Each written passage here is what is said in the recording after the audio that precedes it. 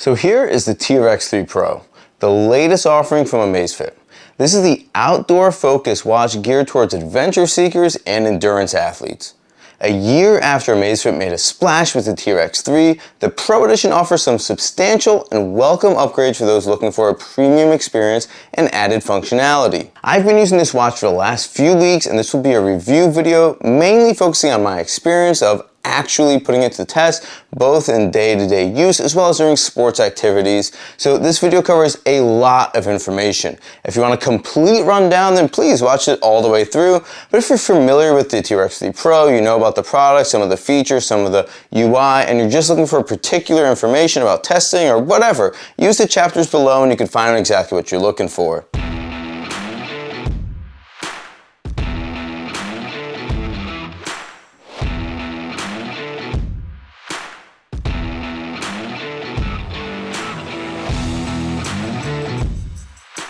Okay, to get things started, let's talk price. The T-Rex 3 Pro retails at $399 and is available in tactical black as well as black and gold at the time of this video. In the near future, there will be a 44mm model available as well. You can purchase the Pro using the links down in the description below if you'd like to support my channel. Now, I already made an overview video that went over the new features of the T-Rex 3 Pro, so while I'll hit on those very quickly in just a moment, if you want more of a deep dive into those topics and some thoughts around them, then be sure to check out that video. The new features include a flashlight built into the body. You can choose varying brightness levels as well as a more dim red mode. This can be used manually as an SOS beacon or automatically during activities conducted when the sun is down. You're also going to be getting a titanium bezel and buttons. This is a hardened titanium which serves to make the T-Rex 3 Pro really feel light on the wrist compared to its hefty appearance. The T-Rex 3 Pro brings a sapphire lens as well. This makes the extremely bright 1.5-inch AMOLED display extremely resistant to scratches. This also seems to be a step up from the sapphire offered on the Active 2 Premium, meaning it's more visible when wearing glasses. The T-Rex 3 Pro comes with a mic and speaker as well. While the original T-Rex 3 had a microphone so you could use voice commands, the Pro adds in a speaker as well so you can use the watch to make and take phone calls. You can also have watch updates spoken during activities or have music played over the speaker as well. You're also going to be getting big upgrades with maps and navigation. You get points of interest that you could search, which also ties into on-device map routing and auto rerouting. This is a big one as the only other brand offering that type of functionality is Garmin in much more expensive watches. You can route to a point on a map, such as a point of interest or any random coordinate that you select, or create a round-trip route of a certain distance going in any certain direction you'd like. Now, if you go off your route, you'll be guided right back on track with the auto rerouting. And finally, as this watch is dive rated to 45 meters, there's also a scuba activity included instead of just a free dive mode that was available on the original T-Rex 3. Now I'm going to very quickly cover the watch operation. So the T-Rex 3 Pro uses Zepp OS 5, which you're familiar with recent watches. It's not too different, but there are a few changes, so I'll hit on that right now. You can control your T-Rex 3 Pro via 4 buttons or via touchscreen, and both work equally well, and the OS is as smooth as can be. You can wake the watch with a tap. You can put the display to sleep with a palm cover. You can press the up button or swipe down from the top to access the control center where you can find things like settings menu, the flashlight, the timer, alarm clock, and a variety of system toggles. You can customize what shows up there as well. You can press the down button or swipe up from the bottom to access the shortcut cards. These are widgets that give you information at a glance, and you can select them to fully launch the app and get more details. You can again customize how many or how few you'd like to show here as well. Pressing the select button gets you directly into your activity list, and you have over 180 plus activity profiles included. Pressing the back button or swiping from the right to left gets you to your app list. There's a bunch here from day-to-day functions like your phone or music controls to more health-related functions like a one-tap measure of all your vitals. There are a ton of apps included on the watch, and you can also download more through the Zepp app on your phone. You can swipe from left to right to access phone notifications, and you can take some actions on these notifications or dismiss them as well. Actions available will be different if you're using an Android or iPhone. And if you hold down on the watch face, you can quickly change to another watch face. You can also download a bunch of free faces from the Zepp app. Now there's also additional functions with the buttons through both long presses and double taps. Long pressing the top left goes directly into the flashlight. Many others are customizable through the preferences menu in settings. You can customize the long press of the select button. the normal press of the select button, the long press of the down button, and the double press of the back button. So there's a lot of customization options, so you could always pull up whatever you're looking for very quickly and easily. So that's a quick and dirty of the new features and how to operate the watch. And I want to shift focus onto my thoughts of the T-Rex 3 Pro and the watch's performance doing some runs. So let's start off with battery life. On Amazfit's marketing materials, they say you can get up to 25 days with typical use. Now, I am definitely not a typical user. After exactly 1 week of use, the T-Rex 3 Pro was down to 22% battery life. Now, during those 7 days, I did 10 different activities totaling 9 hours. 6 of those were using GPS, 4 of them were without. The 6 GPS activities took over 6 hours, 6 hours 15 minutes to be precise. I should also note I downloaded maps to the watch during that initial week, which I'm sure kind of ate up some battery as well. I would estimate on this charge, if I kept up my current use patterns, a full charge would last about 9 days, but I'd bet it would be closer to 10 or even 11 if I'm not downloading maps, downloading OS updates, updating apps, all that sort of stuff you do when you first get a watch. Now you charge up the T-Rex 3 Pro with the standard charging puck Amazfit uses on most of their watches, and the watch charged from that 22% all the way up to 75% in just 30 minutes, so it does charge pretty quickly. Okay, next let's talk calls and speakers. Let's check in with the test call and check on the quality. Okay, so to use the phone, we're just going to go to our app screen. We have phones right there. You can look at recents. You can enter top contacts from the Zep app, or you could just dial. So I do have a top contact entered there. So I got my mic right here, so I'll hold the watch up to the mic so that you can hear pretty well. We'll see how the speaker does. Okay, we're ringing. Hello. Hello, can you hear me? Uh-huh. Do I sound okay? Yeah. Does it sound like I'm just on the phone, or does it sound like I'm using anything wacky to talk to you? Like you're on the phone. Okay. You sound pretty good. All right. I'll talk to you soon. Sure. Love you. Bye. Bye. So to me, that sounded just fine. I could hear very clearly. She could hear me. You could also use the speaker to play music, and it gets pretty loud doing that as well. If you wanted to play music on your watch, check this out.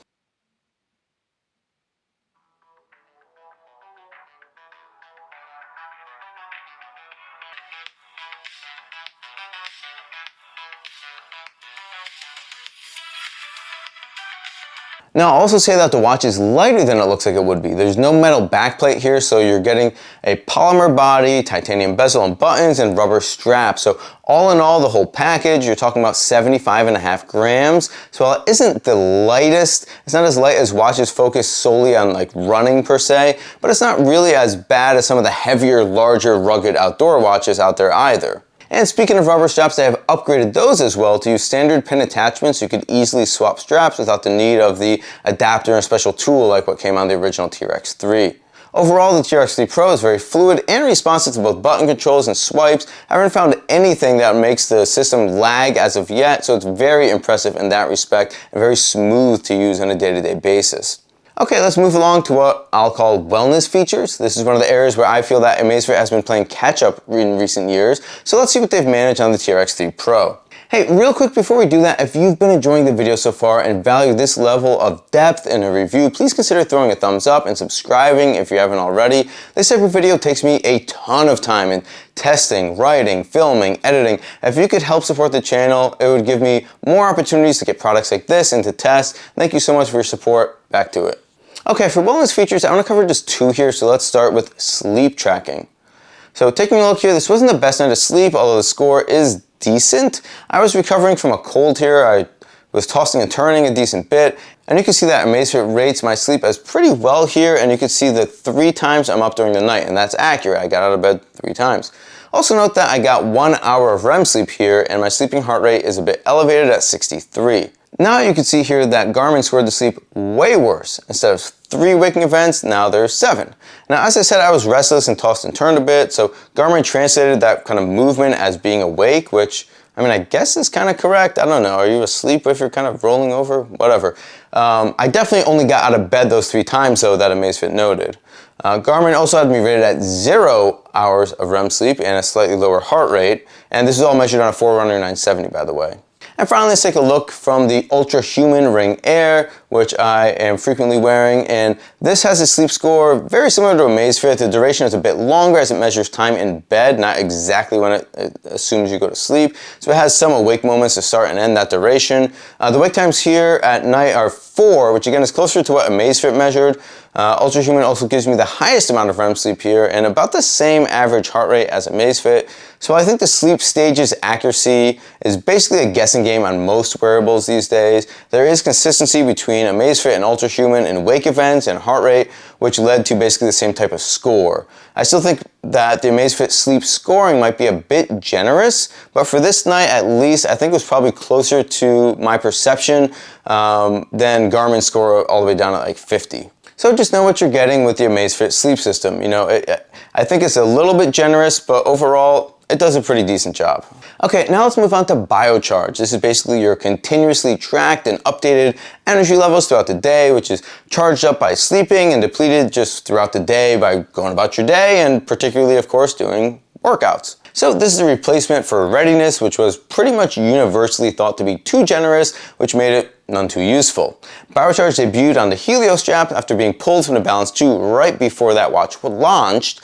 The Balance 2 has since been updated to have BioCharge, so along with the T-Rex 3 Pro now, there's 3 devices that Amazfit has that currently support BioCharge. So the promise of BioCharge is more accurately reflecting how your actual energy levels are and continuously updating that throughout the day.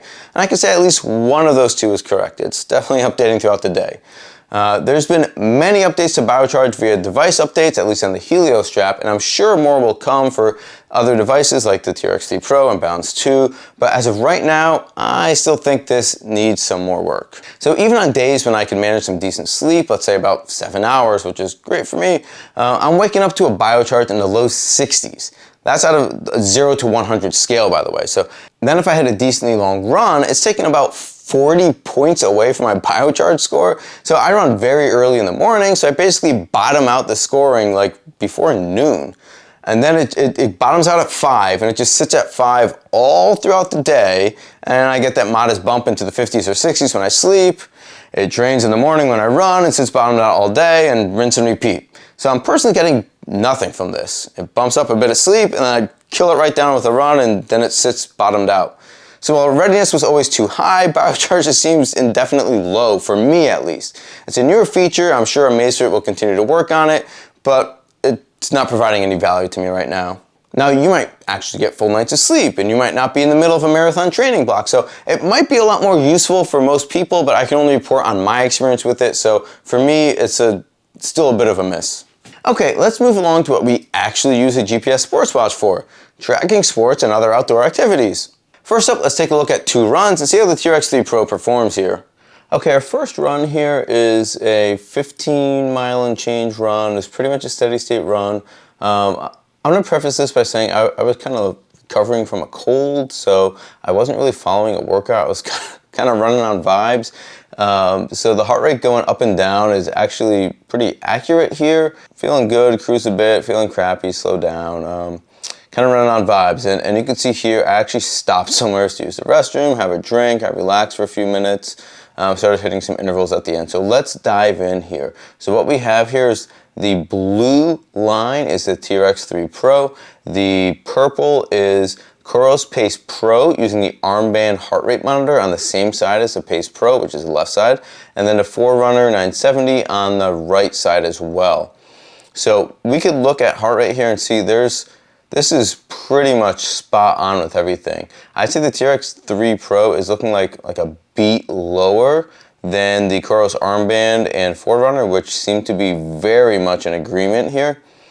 But overall, these look pretty spot on. Okay, so after I took my little rest break here, I started feeling a little better. I was feeling fine. So I said, hey, why not do some intervals for science? Instead of just doing a boring steady state run, let's throw in some intervals.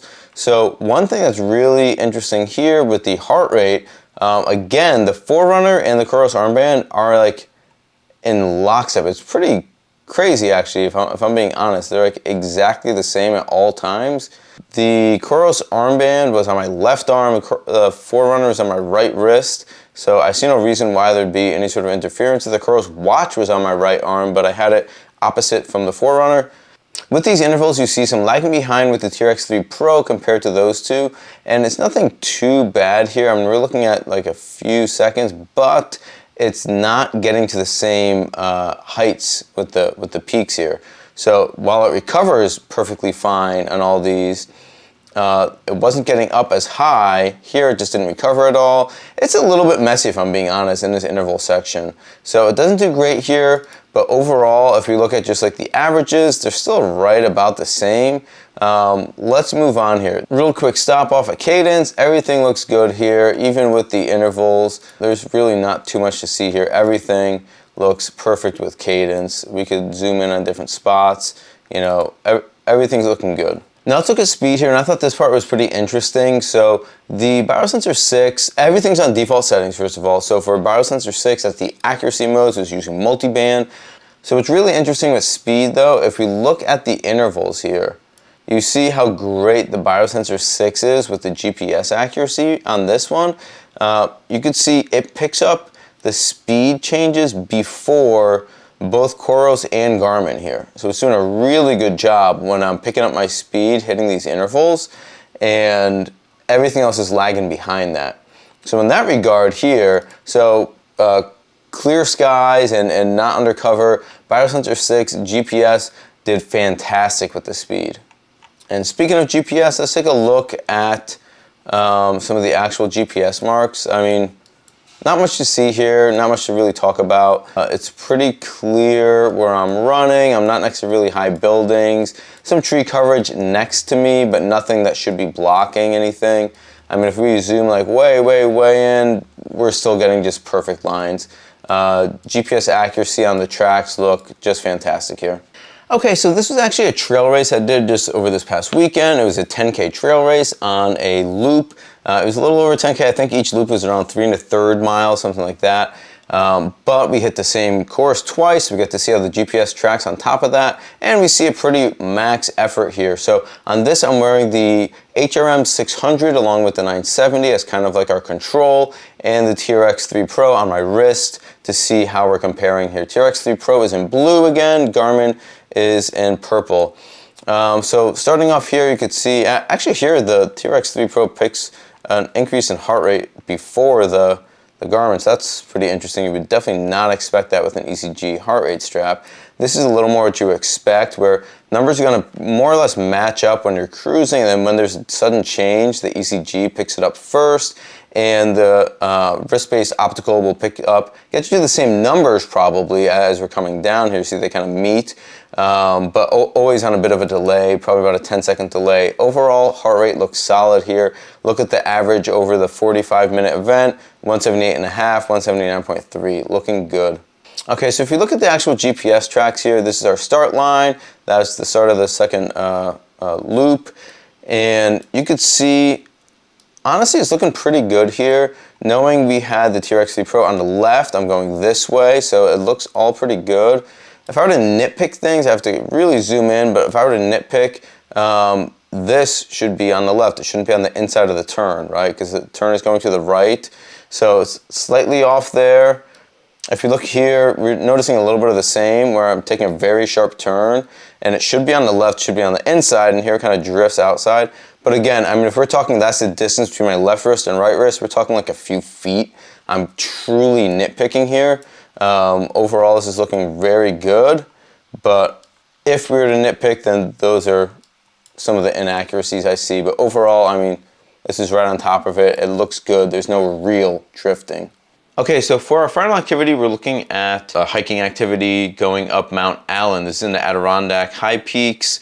The only two fields I'm going to be looking at here are elevation and GPS. So, I mean, the speed, the heart rate, all that stuff is really not consequential in an activity like this, but we're going to a known elevation. So we're going to start by looking at elevation here, T-Rex 3 Pro, with the Forerunner 970, both just worn on opposing wrists. And you can see here, starting with elevation, everything is completely matching up here. And this flat portion here, this was actually pausing at the peak, so taking a little break at the peak. So that's why it's kind of flat hanging out for a while. But everything is really matching up here. And you could see, like as we kind of zoom in at the peak, If you wanted to get really precise here, the recorded elevation of Mount Allen is 4,340 feet or 1,320 meters. So technically, yes, the Forerunner is a little bit more accurate here by, a few feet here. So basically everything is looking really spot on. Obviously when we zoom out, that's exactly what we see. Elevation looks fantastic here. So the only other thing I want to take a look at is the GPS tracks. Now, as we are ascending and going up, the final part of the mountain here, there's a lot more bare rock, so the GPS should be extremely accurate. But in this lower part here, there's a ton of tree covering. Now we're not moving fast, so again, it should be pretty easy to follow. And you can see basically that, right? Starting at the camp here, and you can see like the trail out, the trail back, and they're basically right on top of each other. So if we zoom out a bit, I mean, we're seeing everything just being right on top of each other. So again, multi-band GPS doing really well. This was actually, this was a pause. I messed up going back. Oops, I always seem to do that. But here's up at the top, and again, everything's looking right on top of each other. So multi-band performing extremely accurately up in the mountains. So I think overall, the T-Rex3 Pro performed pretty well here with heart rate readings. I had very good results with the same sensor on the Amazfit 2 Premium I reviewed. I think it's just a matter of the physics of the T-Rex3 Pro being considerably taller and heavier, that the sensor doesn't stay put quite as easily, so it wasn't quite as good as the Active 2. Again, I'd say the results were overwhelmingly positive, but just not quite as good as I've seen the Biosensor 6 perform in some of the other watches. So looking at the GPS results, the speed readings were great in the intervals I did, and the accuracy was overall very good, with a few hiccups on tight turns on the trail race. Now let's talk maps and navigation, a key feature for an outdoor focused watch. Of course, you have plenty of storage to get large areas covered for base maps, ski maps, and contour maps. New to the T-Rex3 Pro is the ability to see points of interest both on the maps themselves as well as within lists. You can easily navigate to a point of interest using a menu, and you can also navigate to a point on the map just by selecting it as well.